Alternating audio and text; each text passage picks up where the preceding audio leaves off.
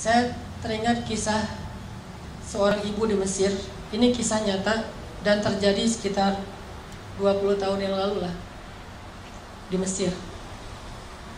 Jadi ada seorang ibu janda dengan satu anak bayi dan tidak ditinggali apa-apa oleh suaminya.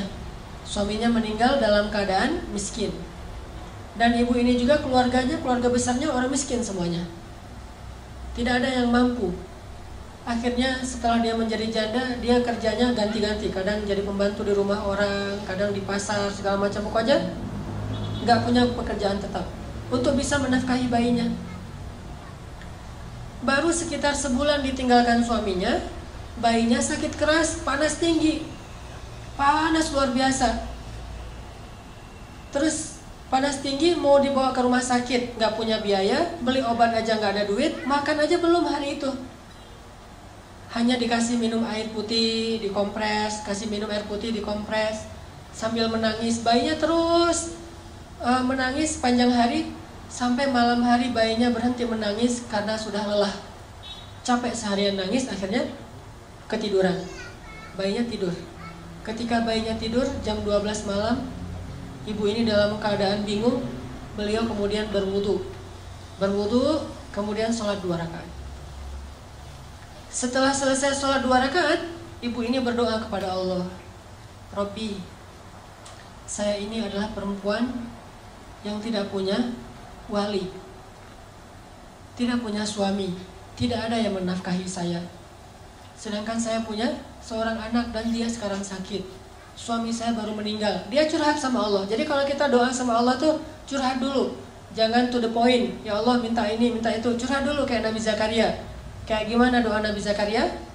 Rabbi inni wahanal 'azmu minni washta'ala ar-ra'su shayba wa lam akum bidu'aika rabbi syaqiyya. Rabbi, tulang saya sudah lemah, rambut saya sudah putih. Curhat dulu masalah kita apa. Dia curhat kepada Allah tentang masalahnya. Dia nggak punya uang untuk beli obat, nggak punya nafkah, bahkan hari ini makan juga belum. Terus dia bilang di akhir doanya, Rabbi, aku pasrahkan hidupku ini kepadamu. Aku serahkan urusan masalahku ini kepadamu. Berilah jalan keluar kepadaku dan anakku, wahai Allah. Dia berdoa kepada Allah, minta diberikan jalan keluar. Akhirnya pas habis berdoa, tiba-tiba ada orang yang ketuk pintu rumahnya. Assalamualaikum. Dibukain pintu seorang laki-laki. Assalamualaikum. Mana anakmu yang sakit? Saya seorang dokter. Mana anakmu yang sakit?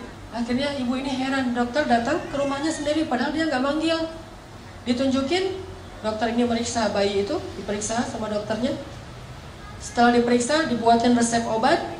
Terus dokternya bilang kepada ibu, nih resep obatnya, silakan beli obatnya di apotek segera. Ini kasihan anaknya udah terlalu panas dan harus segera diberikan obat. Terus saya mau pulang, silakan diselesaikan administrasi, minta bayar. Ibu ini bingung pas dokternya minta bayaran. Kata ibu ini, dokter, saya nggak punya uang.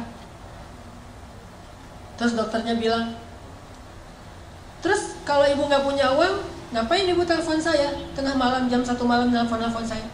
Kata ibu ini, saya tidak telepon dokter. Terus dokternya keluarin kertas alamat. Ini benar nggak nih alamat rumah ini? Tadi yang nelfon soalnya nyebutin alamatnya ini nih. Kata ibu, benar ini alamat rumah saya. Terus mana laki-laki yang tadi nelfon? Kata ibu ini, saya nggak punya suami, nggak ada laki-laki di rumah. Ini telepon aja ibu, nggak ada di rumah. Handphone atau telepon rumah nggak ada. Baru dokter ini curiga. Terus siapa yang tadi menelpon dokter tengah malam jam 1? Sekitar 15 tahun yang lalu lah terjadi di Mesir. Dokter ini duduk, nanya kepada ibu, ibu sebetulnya apa yang terjadi? Apa yang terjadi tadi jam 1 malam? Ibu ini cerita kondisinya, masalah anaknya. Terus dia cerita jam 1 malam tadi dia baru telepon Allah. Dia sholat 2 rakaat, dia berdoa kepada Allah. Entah gimana ceritanya, entah malaikat, entah manusia, pokoknya Allahu alam, Allah yang mendatangkan dokter itu ke rumahnya. Mendengar cerita ini, dokternya merinding, terharu. Akhirnya datang lagi periksa lebih serius lagi bayinya. Terus keluar cari obat sendiri dokternya ke apotek, datang lagi kasih obat. kemudian ngasih lagi hadiah untuk keluarga ini untuk 1 bulan. Dan sejak saat itu dokter ini suka memberikan nafkah rutin kepada keluarga ini setiap bulan. Dan kadang-kadang dipanggil ke rumah untuk bantu-bantu di rumahnya. Artinya Allah punya banyak cara untuk membantu hambanya. Panggil aja Allah Subhanahu wa ta'ala. Ada apa-apa, telepon Allah. Dan telepon Allah itu paling enak tuh, nggak pernah di-reject. Nelfon manusia di-reject tuh.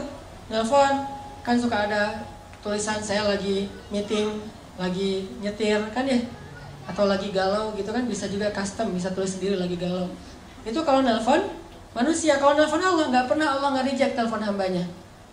Ujibu da'watad da'i idza da'an. Saya pasti akan ngangkat telepon orang yang nelfon saya.